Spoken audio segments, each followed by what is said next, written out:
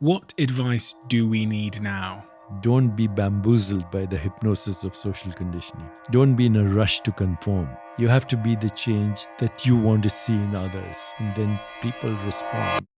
What do you think success is then? If we're stepping away from this identity which can cause so much suffering, what is...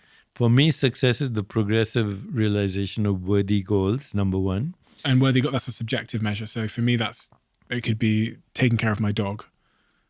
Could be my worthy goal. If it gives you pleasure, yes, taking care of your dog. But if money is your goal for the sake of making money, then you'll never be happy.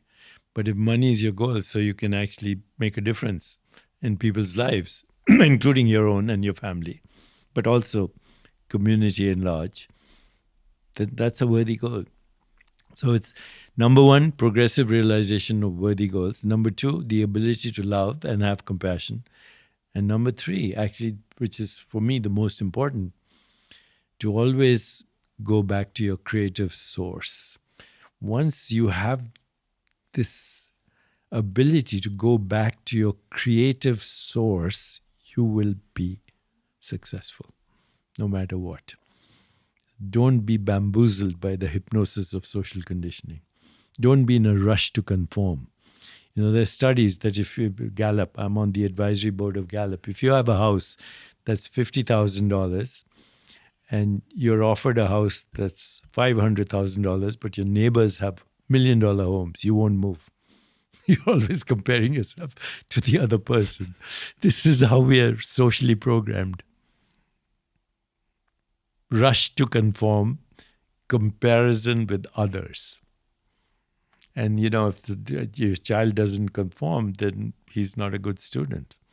I used to, when my son was growing up, he always was reading comic books and, engaging in games and sports, and was very poor at mathematics. And my wife would constantly complain that he's not good at school. I said, wait a minute, he'll do what he's enjoying.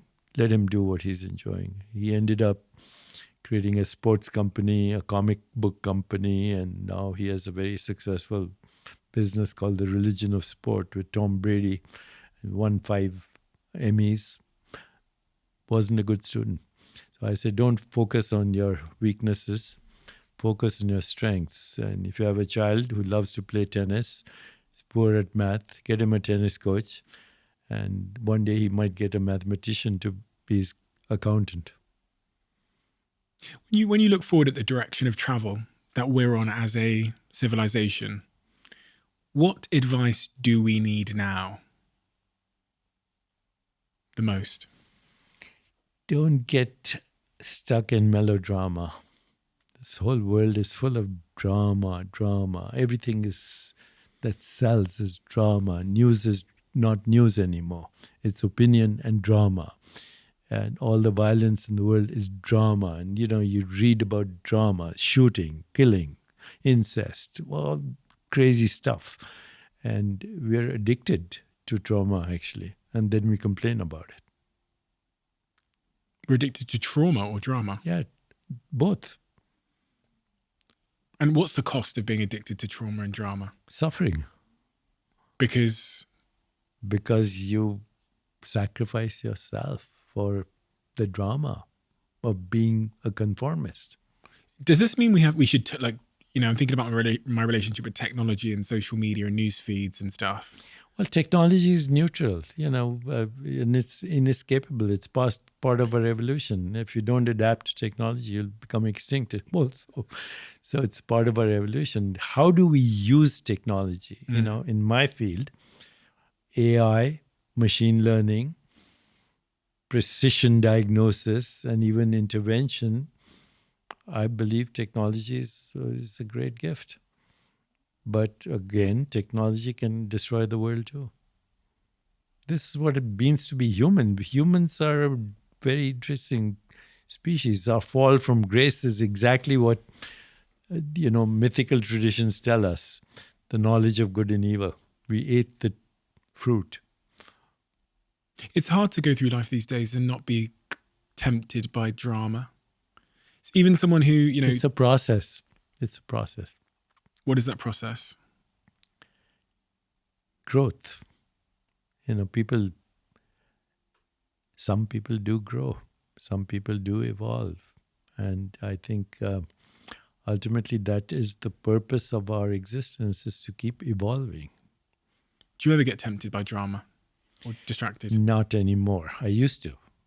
I used to engage in debates. It was like, you know, big high for me to win a debate. How long ago?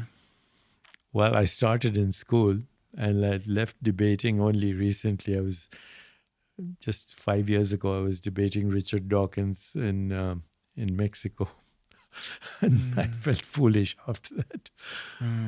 You know, So you made the decision not to debate anymore not to engage in debate anymore. No, because nobody changes their mind. The debaters don't change their mind, and the audience doesn't change their mind. They, in fact, get reinforced by the opinions they came with. So if we do want to try and change people's mind, because be the change. If you want peace in your life, be peaceful. If you want love in your life, give love. Whatever you want, engage in that. I think that's the only thing. You can't, you have to be the change that you want to see in others. And then people respond, not by what you say, not by what you do, but just by your presence. You've written 93 books, as I said earlier. I think this is your 93rd, I've been told, this book about living in the light. New book, Yoga for Self-Realization. I guess my question, you know, I can't comprehend the concept of writing so many books. I wrote my first one, and then I'm currently writing my second one, and it's just consuming all of my time. And I went off to Bali. I spent a month there writing it in I'm Ubud. sure you enjoyed that. Oh, I love it. I always go there to write. It was amazing. But my question to you, you know, this book is fantastic, and I think that we'll talk a little bit about yoga in a sec. But your 94th book. It's coming this year. It's called Quantum Body with the Quantum Physicist. So I feel kind of good about that, because I've been talking about that for now since 1988. That's 12 plus 23. That's over 30 years. I've been vilified, attacked, everything about that. And I realized that people are territorial. You know, the physicists say, who the heck is he talking about quantum physics? The biologists say he's not trained in biology. He's a physician. Who the heck is he talking about biology? And yet, my experience tells me that your body is non-local. It follows the principles of quantum mechanics. And I've now found some supporters who know the math.